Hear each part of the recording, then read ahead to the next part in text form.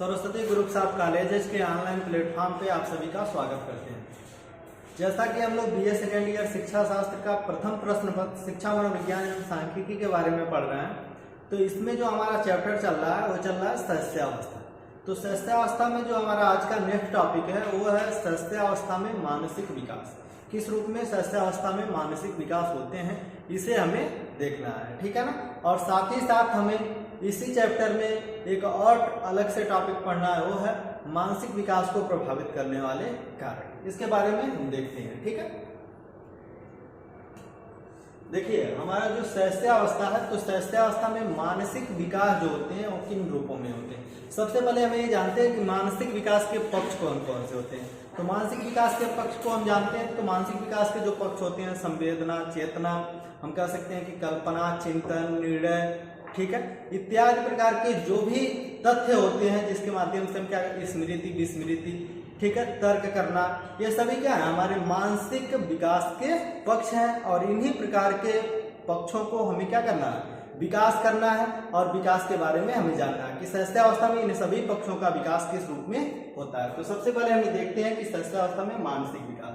यहाँ पे लिखा है कि सहस्यावस्था में होने वाले मानसिक विकास का शिशुओं के शारीरिक विकास से घनिष्ठ संबंध होता है। यानी कि जो मानसिक विकास होता है वह विकास शारीरिक विकास से भी क्या होता है, संबद्ध होता है। इन दोनों में घनिष्ठ संबद्धता होती है। मानसिक विकास से तात्पर्य शिशु की उस योग्यता के विकसित होने से है जिसके द्वारा वह अपने वातावरण का ज्ञान प्राप्त करता है।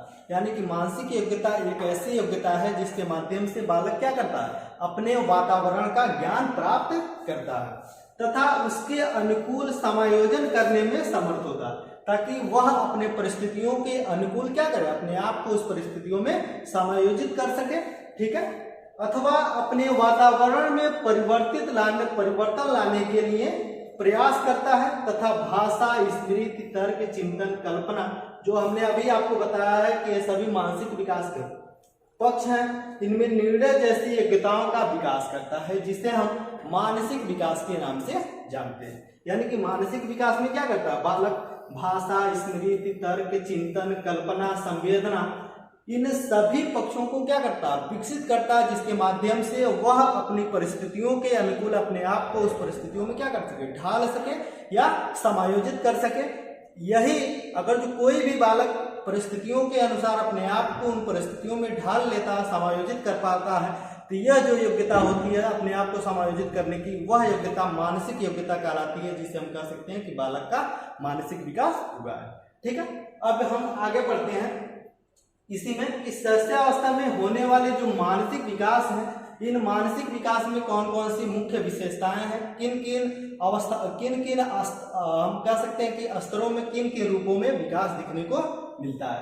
तो सबसे पहले हम देखते हैं कि जो बालक के सहस्यावस्था का जो प्रथम माह होता है, उस प्रथम माह में बालक का किस रूप में विकास होता है। तो हम देखते हैं कि शिशु का जो मस्तिष्क होता है प्रथम माह में पूर्णतः कोरे कागज का समान होता है, ठीक है।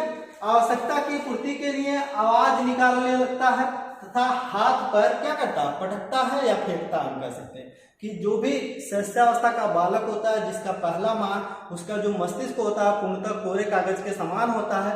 और इस समय पे जो भी उसे आवश्यकता होती है, जैसे हम कह सकते हैं कि उसे भूख लगती है, तो उस भूख को मिटाने के लिए वो क्या करता है, शब्दों के माध्यम से अपने विचारों को व्यक्त नहीं कर पाता है, तो संवेगात्मक या हम कह सकते हैं कि मूल प्रवृत्तियात्मक व्यवहार करता है। और वह किस रूप में करता है कि हाथ पैर पटकता है, चिल्लाता है, रोता है, ठीक है।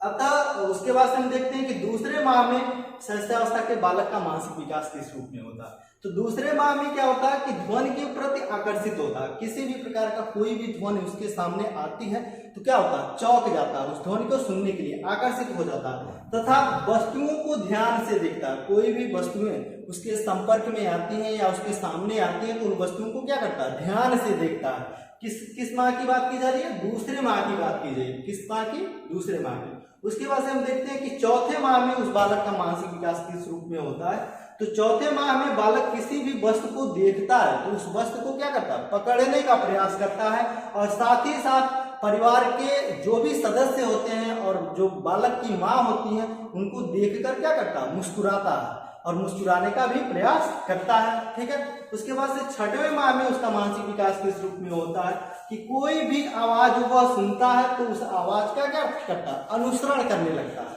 ठीक है, उसके बाद से अपना नाम समझ जाता है। अपना नाम किस माह में समझ जाता है बालक, तो 6वें माह में बालक क्या समझ जाता है, अपना नाम, यानी कि उसका कोई भी नाम हो और उस नाम को रख के बुलाया जाए तो उसको ये समझ में आने लगता है कि नहीं हमको बुला रहा है।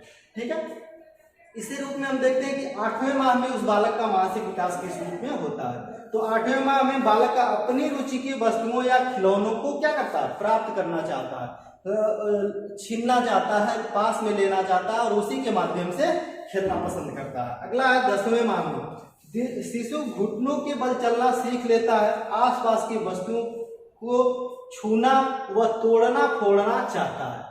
यानी कि 10वें माह में बालक क्या करता है, अपने घुटनों के बल रेंगना आरंभ कर देता है और पास में जो भी वस्तुएं होती हैं उन वस्तुओं को क्या करता है, छीनता है, उसको पटकता है, फोड़ता है, तोड़ता है उसके बारे में और उसको जोड़ने का भी प्रयास करने लगता है। कितने माह में, 10वें माह में। ठीक है, आगे हम देखते हैं इसी क्रम में। उसके बाद से जब बालक 1 वर्ष का हो जाता है तो 1 वर्ष में उस बालक का जो मानसिक विकास होता है वो किन किन रूपों में होता है। तो सबसे पहले 1 माह में जो बालक होता है वह छोटे छोटे शब्दों को बोलना सीख लेता है। क्या करता है, छोटे छोटे शब्दों को बोलना सीख लेता है। साथ ही साथ धीरे धीरे चलता है और अन्य व्यक्तियों के कार्यों का अनुसरण करने का प्रयास करता है। यानी कि परिवार के जो भी अन्य सदस्य हैं उन सदस्यों के माध्यम से जो भी एक्टिविटी की जाती है, जो भी क्रियाएं की जाती हैं उन क्रियाओं को करने का वो क्या करता है, प्रयास करता है, अनुसरण करता है। ठीक है, उसके बाद से दूसरे वर्ष में, द्वितीय जो वर्ष होता है, द्वितीय वर्ष में क्या करता है कि बालक 2-3 शब्दों के सरल वाक्य बना लेता है। यानी कि किसी भी व्यक्ति का नाम बोलने का प्रयास करता है। ठीक है, उसके बाद से पूछने पर अपनी आंख, नाक, कान आदि की ओर संकेत करता है और अपना नाम बताने का भी प्रयास करता है। यानी कि अपना नाम भी बताता है। हम पूछते हैं कि क्या नाम है तो बोलने का प्रयास करता है, 2-3 वाक्य क्या करता है, बोल देता है। ठीक है, उसके बाद से तीसरे वर्ष में हम देखते हैं, तीसरे वर्ष में क्या होता है कि शिशु 5 से 7 शब्दों का सरल वाक्य बना लेता है और संख्याओं को दोहराने लगता है। ठीक है ना, इस प्रकार की उसकी मानसिक योग्यता का विकास हो चुकी होती है। और साथ ही साथ वस्तुओं को यथा स्थान पर रखता है तथा सीधी रेखा खींचने का प्रयास करता है। यानी कि कोई भी वस्तु कहीं से भी उठाता है तो क्या करता है, उसको उसी स्थान पे रखने का प्रयास करता है।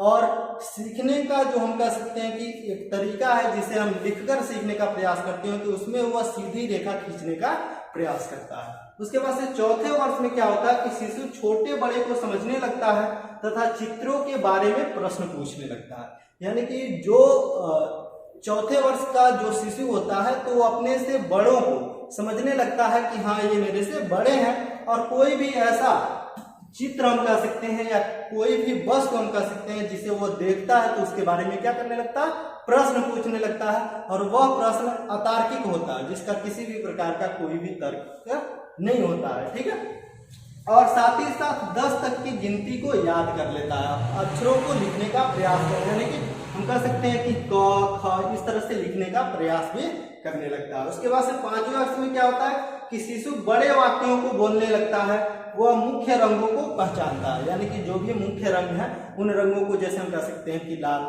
ठीक है, इस तरह से लाल, काला, हरा, इन सभी रंगों को क्या करता है, पहचानने लगता है। और साथ ही साथ बड़े व छोटे, हल्के, भारी का ज्ञान हो जाता है कि कौन सी वस्तुएं भारी हैं, कौन सी वस्तुएं हल्की हैं। ठीक है, इसका ज्ञान इसे हो जाता है। और इसी रूप में हम देखते हैं तो 6वें वर्ष में बालक 15 से 20 तक गिनती याद कर लेता है तथा व्याकरण की दृष्टि से यह सही वाक्य बोलने का प्रयास करता है और साथ ही साथ सरल प्रश्नों के उत्तर भी दे देता है और चित्र में लुप्त भागों को बताने लगता है। जैसे हम कह रहे कि कोई भी एक चित्र बना देते हैं, हम बालक के सामने कोई भी हम एक चित्र बना देते हैं।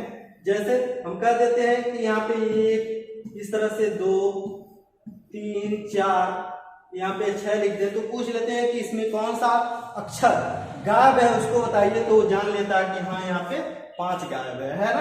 तो इस तरह से हम देखते हैं कि 6 वर्षों में बालकों के जो मानसिक विकास होते हैं इन्हीं रूपों में होते हैं। ठीक है, अब हम इसे आगे बढ़ते हैं। अगला जो हमारा नेक्स्ट इसमें टॉपिक है वो है मानसिक विकास को प्रभावित करने वाले कारक।